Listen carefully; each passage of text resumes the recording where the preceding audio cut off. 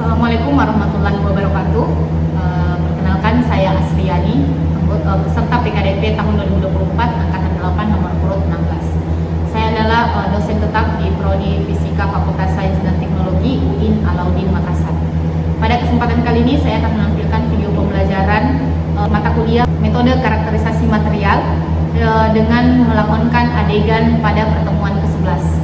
CPMK yang ingin ditampilkan yaitu mampu membuat model sederhana beberapa teknik karakterisasi material secara tepat dan sistematis.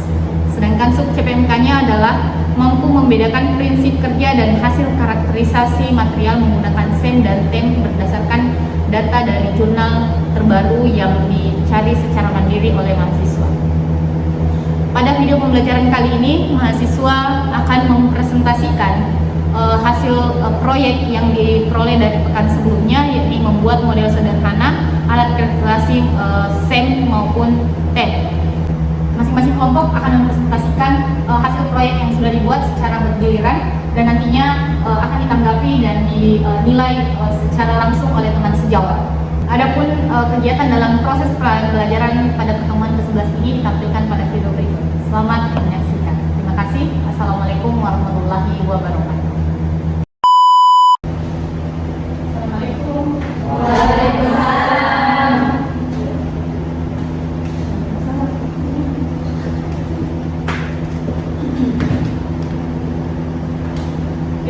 Assalamualaikum warahmatullahi wabarakatuh. Bagaimana kabar? Alhamdulillah baik. Baik sekali, harusnya harus semangat. Meskipun ini sudah sore sekali, tapi kita harus tetap menjaga semangatnya yang menerima. Sebelumnya, mari kita sama-sama bersyukur alhamdulillahirabbil alamin. Allah memberikan kita nikmat yang luar biasa. Di tengah hujan, kita sama-sama diberikan nikmat kesehatan, kesempatan dan kemampuan untuk sama-sama mengikuti kuliah metodologi karakterisasi material. Tidak lupa kita panjatkan salawat dan taslim kepada junjungan kita Nabi Muhammad SAW. Semoga salawat-salawat yang kita panjatkan nanti syafaatnya kita dapat di akhirat kelak. Amin. Oke, untuk hari ini kita akan melanjutkan pertemuan kita di pertemuan ke-11. Ini sudah pertemuan ke-11, artinya kita insya Allah akan ketemu 4 kali lagi, baru setelahnya kita akan UAS. Sudah siap UAS? Sudah banyak bekalnya? Harus dibanyakin bekalnya supaya nanti pas UAS mudah dikerjakan. Oke, tapi sebelum kita melanjutkan kuliah, baiknya kalau kita berdoa bersama seperti biasa. Semoga segala kegiatan hari ini menjadi ibadah, ilmunya jadi berkah. Siapa lagi pernah giliran pekan ini yang mau jadi pemimpin doa? Silakan dan Hidayat memimpin doa untuk teman-temannya, semoga kuliah kita berjalan dengan lancar. Jadi sebelum kita mulai perkuliahan, mari kita berdoa bersama-sama. Bismillahirrahmanirrahim. Allahumma inni as'aluka ilman nafi'an wa rizqan thayyiban wa amalan mubarakan. Ya, terima kasih untuk Dandi. Plus kalau untuk teman-teman, kita sudah berdoa.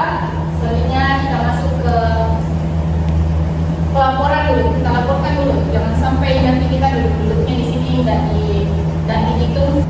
Untuk pelaporan silakan di scan, waktunya 30 detik untuk men-scan barcode-nya. Tidak boleh titip ya, harus scan masing-masing. Sudah? Masih ada yang belum? Sudah semua? Oke. Jadi absensi saya tutup. Nah, untuk kuliah hari ini kita lanjutkan dari pertemuan sebelumnya masih tentang SEM dan TEM seperti yang kita bahas di pekan lalu. Sembari menunggu materinya siap, saya tanya dulu. Masih ada yang tersimpan? Ada yang mau menceritakan apa saja yang tersimpan dari kuliah pekan lalu? Alhamdulillah, berarti berhasil. Oke, dari saya pilih, silakan. Baik Ibu, yang saya tahu itu tentang mikroskop, di mana mikroskop itu adalah alat yang digunakan untuk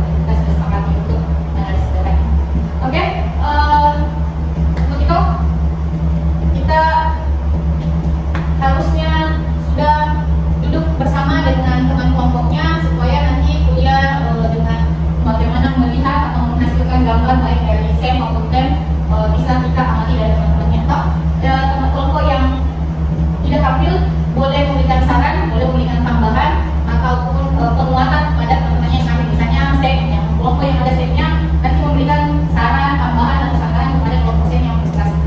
Begitu juga dengan yang TEM. Tapi saat presentasi, sebelum presentasi,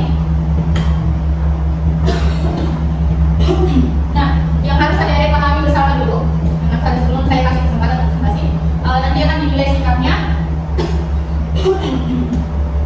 Sikapnya di sini adalah religius, kemudian jujur, kemudian sopan dan kreatif. Ini perihal pada saat membuat tugasnya. Jadi harus jujur, siapa temannya yang tidak aktif nanti disampaikan, siapa yang belum punya tugas, siapa yang tidak memiliki kontribusi. Kemudian nanti pada saat presentasi hari-hari akan dilihat. Yang saya mau lihat adalah kita bisa nilai bersama. Nanti kasih saya bagikan penilaiannya. Kita mengisi bagian bahan presentasinya. Kita menilai bagaimana bahan presentasi yang disampaikan oleh tiap kelompok.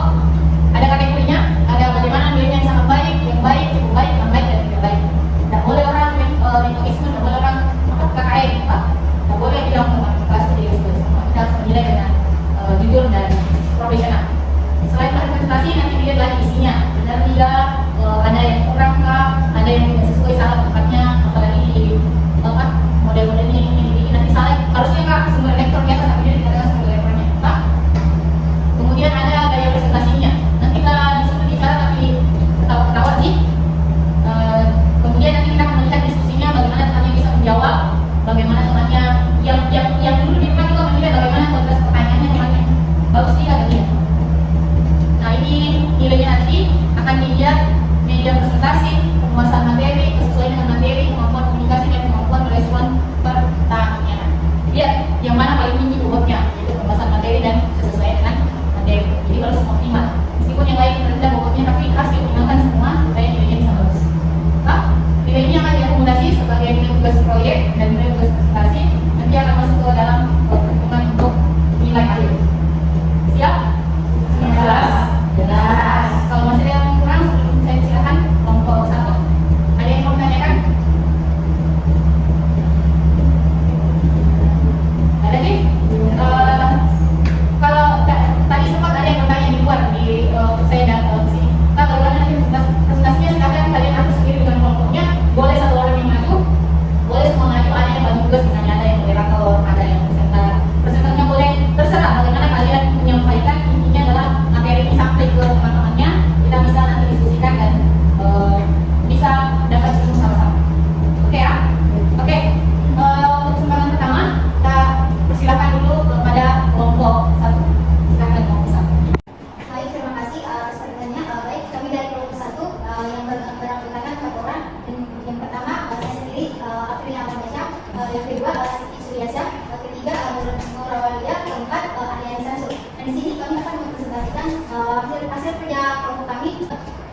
Langsung saja materi pertama akan dipaparkan oleh rekan saya Ariani Samsul. Baik, pada hari ini kita akan menjelaskan tentang transmission elektron dan mikroskop atau biasa disebut dengan TEM. Ini adalah gambaran dari TEM itu sendiri. Nah, TEM itu merupakan serangkaian dari alat mikroskop. Nah, di sini telah ditampilkan beberapa jenis mikroskop. Nah, yang pertama itu ada mikroskop optik. Dan di sampingnya itu ada SEM dan yang terakhir ada TEM. Nah, TEM ini akan dipaparkan lebih lanjut kemudian oleh pemateri selanjutnya. Baik, selanjutnya saya menjelaskan mengenai bagian-bagian utama dari TEM, di mana bagian-bagian dari TEM itu ada sumber elektron yang berguna untuk membangkitkan berkas elektron yang diangkat ke sampel. Nah, pada hasil kerja kelompok kami yang termasuk dari sumber elektron pada bagian TEM itu ada di bagian sini, elektron shock atau sumber elektronnya. Terus yang kedua ada bagian yang disebut dengan lensa magnetik, di mana berfungsi sebagai mengatur berkas elektron untuk fokus dan pembesaran. Nah, bagian-bagian dari lensa magnetik itu berupa anoda, condenser lens, sampler dan objektif aperture lens dan projector lens. Nah, yang terakhir ada sistem deteksi, di mana berguna untuk mendeteksi elektron yang melewati sampel serta dapat membentuk citra. Nah, bagian dari TEM itu di sini teman-teman dapat lihat di sini ada yang dibilang namanya fluorescence screen yang akan menampilkan citra dari suatu sampel yang digunakan pada TEM. Untuk materi selanjutnya saya silakan ke rekan saya Siti Suryasa. Baik, terima kasih atas kesempatannya. Di sini saya akan menjelaskan mengenai prinsip kerja dari TEM. Yang pertama yaitu penerapan berkas elektron. TEM memanfaatkan berkas elektron untuk menerobos sampel yang sangat tipis. Yang kedua yaitu interaksi dengan sampel. Elektron berinteraksi dengan atom dalam sampel, kemudian menghasilkan pola difraksi dan transmisi. Yang ketiga yaitu membentukkan citra. Pola ini ditangkap oleh detektor untuk membentuk citra detail struktur internal sampel. Nah, teman-teman dapat lihat pada layar depan, ini merupakan citra hasil dari karakterisasi TEM dengan perbesaran 0 mg, 5 mg, 10 mg, dan 15 mg. Dapat disimpulkan bahwa semakin besar pembesaran yang dilakukan, maka semakin jelas juga citra yang dihasilkan pada suatu sampel. Baik, mungkin itu saja presentasi dari kelompok 1.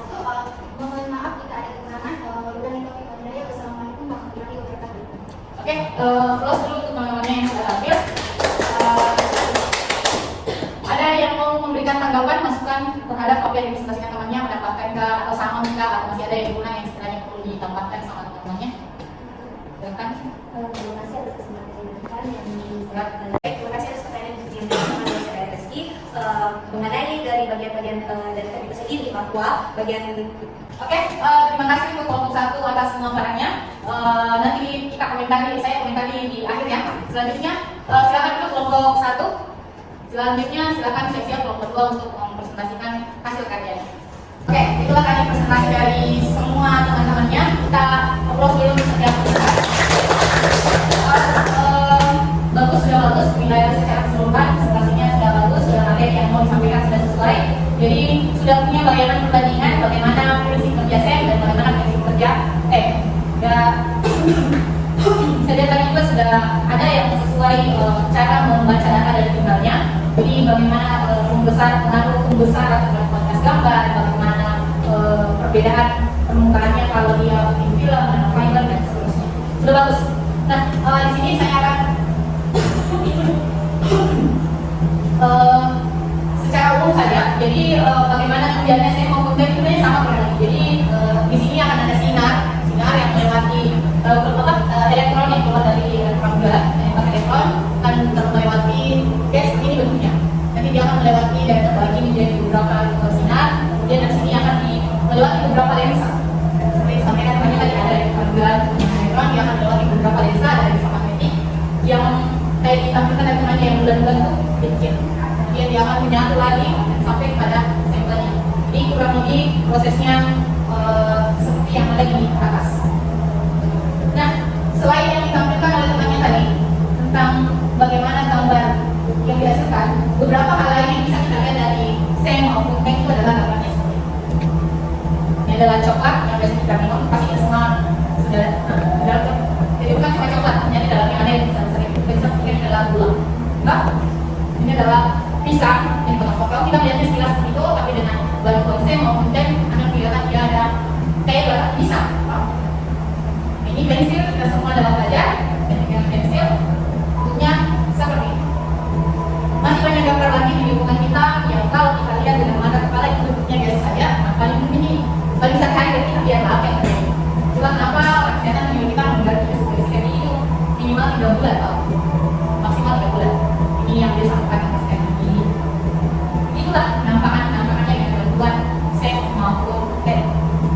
Ini lemak-lemak, dekat, kemudian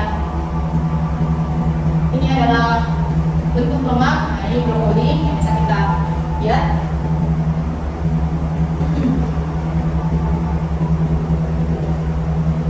Oke, itu tadi beberapa gambar yang kita dapatkan lihat dengan bantuan alat SEM maupun TEM yang tidak kelihatan dengan mata kita secara langsung. Yang penting dari gambar ini adalah bahwa sebenarnya semua yang Allah ciptakan itu sangat susah dibandingkan dengan buatannya manusia. Karena Allah itu punya ciptaan dengan keunikannya masing-masing yang secara mata dilihat biasa saja, bisa saja sama, tapi ternyata ada banyak perbedaan dan perbedaan yang sangat kecil inilah yang kita kelihatan. Yang lain dari hikmahnya adalah bahwa sebenarnya apa yang kita kadang anggap biasa saja itu punya power yang punya sesuatu yang unik yang ternyata itu adalah kekuatan terpendam. Dalam hal penelitian yang ada yang nanti lakukan di siapa yang pasti semua yang harusnya semua yang akan ini adalah penelitiannya tidak material. Tapi setidaknya kalau kalian membuat material baru akan melihat morfologi. Inilah yang dipakai SEM maupun TEM dipakai untuk melihat morfologi penampakannya. Kalau kita lihat itu misalnya kita bikin film itu kelihatan kayak tipis sekali, tapi setelah diamati ternyata ada lubangnya, ada yang bertumpuk. Itulah gunanya saya mau punya yang kayak jangan pakai di jurnal. Saya tidak berharap banyak dari training, setidaknya dengan kuliah ini ada sudah punya gambaran. Nanti penelitian saya, kebetulan saya mau material, saya mau bikin ini membran kah, mau bikin fiber, mau bikin film, harus bisa, setidaknya harus menggunakan apa? Kita tidak menggunakan set, tapi harus bisa membaca. Oh, ini set yang saya pakai dan begini cara membaca setnya depannya. Saya karena kalau di sini kita belum melakukan semuanya sendiri, paling kita bikin sampel terus nanti berikan. Tapi bagaimana dari sampelnya yang ada di sini bentuknya kayak plastik, kayak buku-buku itu nanti akan berubah menjadi gambar yang sangat luar biasa karena pembesaran yang dipakai bisa sampai 1000 kali. Bahkan dari kegiatan-kegiatan seminar kemarin yang ada kita undang kegiatan dari seminar IoT ada Pak Subaya tadi menggunakan set yang bisa sampai berapa puluh ribu pembesaran. Nah itulah yang akan ada nanti olah datanya sama sudah bagus tadi saya mengolahnya bahwa dampaknya pengaruh pembesarannya akan kelihatan bagaimana bentuknya. Selain itu alat ini juga bisa dipakai untuk kayak kemarin yang pas kita pengabdian masyarakat sudah lihat itu panel surya Pak yang dipakai juga di sini. Panel surya itu kan kelihatannya kayak tipis. Nanti dari sini itu baru konsen dari itu aku ingat oh ini panel suryanya bisa menyerap sekian cahaya. Ini elemennya bisa berpindah. Bisa diamati saya maupun saya. Dilihat kayak di sini sekali itu kayak sahabat terjadi di kasar. Makanya pas kemarin eksperimen maupun waktu kita penelitian pengabdian yang bawa-bawa itu apa sel surya itu hati-hati. Karena kita lihatnya mulus-mulus saja dan terasa sebenarnya pun gelombang yang sangat kecil yang kelihatannya hanya dari sel maupun dari. Oke, saya rasa itu untuk materi kita hari ini. Semoga ada lagi sedikit yang tersimpan ilmunya untuk bekalnya risetnya nanti. Tidak berharap banyak, sebenarnya sudah tahu ini namanya set, begini cara kerjanya dan ini data yang akan diperoleh dari set. Kemudian selain sampai ke skripsi nanti bekalnya adalah bisa dipakai pada saat ujian jawab bagaimana kalau andaikan saya punya soal deskripsikan prinsip kerja bagaimana sehingga ada gambar yang bisa diperoleh dalam set maupun jadi kan bisa dilihat penjelasannya apa. Sebelum kita akhir kuliah sudah ada. Oke, silakan. Kan tadi itu dijelaskan persamaan dari SEM dan TM yaitu sama-sama bisa melihat struktur morfologi satu material. Jadi pertanyaan saya Bu, apa perbedaan di antara keduanya? Perbedaan. Oke, pertanyaan paling dasar. Kalau ada di SMK kenapa harus TEM? Sebenarnya kurang lebih sama fungsinya dalam penggunaan material, hanya saja TEM itu dia transmission. Dia kalau scan, dari kata scan, kalau scan itu kan hanya scan kan biasanya kalau kita scan itu di atasnya. Sementara kalau transmission berarti dia menembus, transmisi.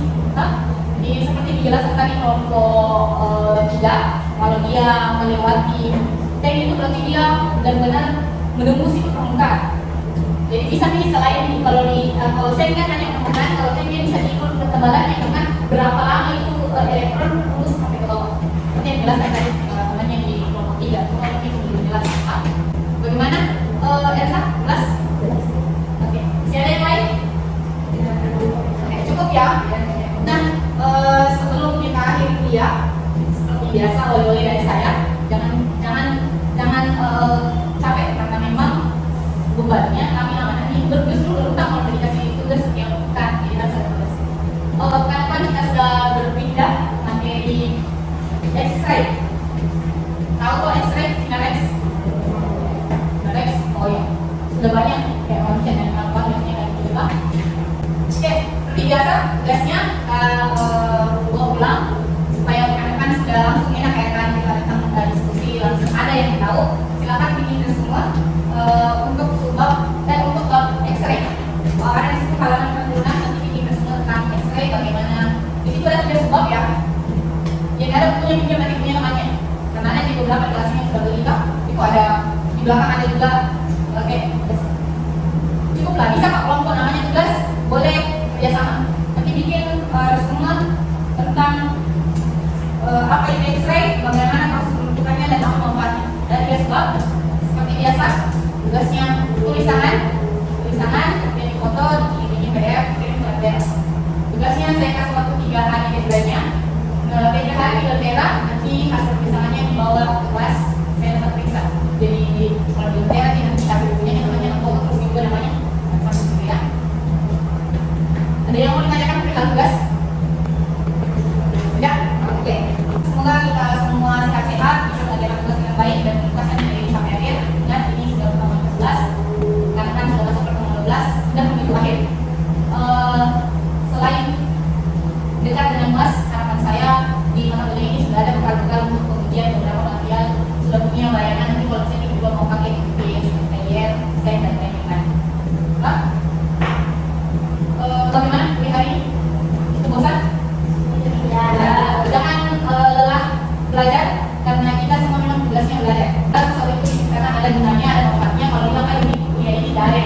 Kalau tidak hari ini, someday pasti kita akan gunakan. Semoga temannya, tolong temannya yang tidak hadir tetap mengerjakan tugasnya ya, tetap mengerjakan tugasnya. Oh ya, nanti penilaiannya ditunggu di akhir yang harus penilaiannya dari teman-temannya. Tidak mau kali kamu mengisi nilai? Jangan dong ya. Oke, mari kita sama-sama tutup kuliah ini dengan membaca istighfar. Astagfirullahaladzim. Semoga kita semua terbiasa disehatkan, dibuatkan dan dijalankan